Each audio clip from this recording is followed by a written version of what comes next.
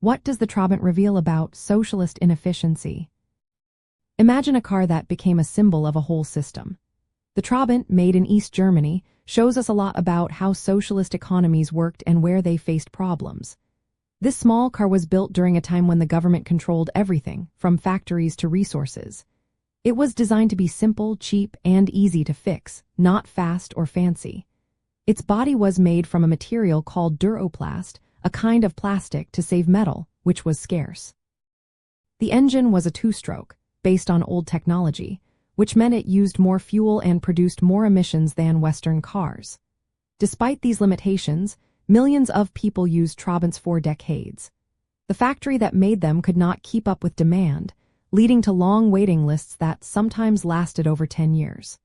This was partly because the planned economy did not have incentives for quick innovation or rapid scaling of production. Instead, it aimed for steady, controlled growth.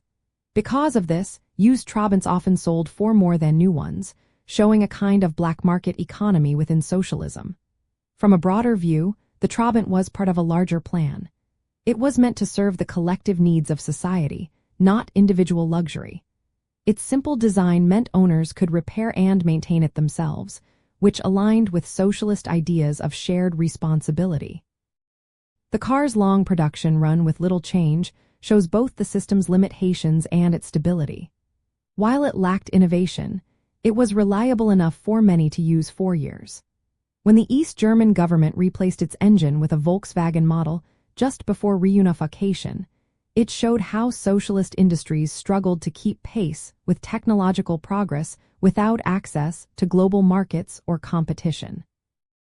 Overall, the Trabant reveals that socialist inefficiency often came from systemic issues like resource shortages, lack of competition, and centralized control.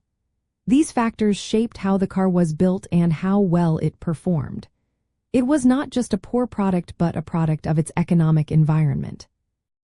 The Trabant reminds us that in socialist systems, economic inefficiency was often about how priorities and constraints limited production, rather than a lack of effort or ingenuity. It shows that the system focused on collective utility and durability, sometimes at the expense of innovation and responsiveness.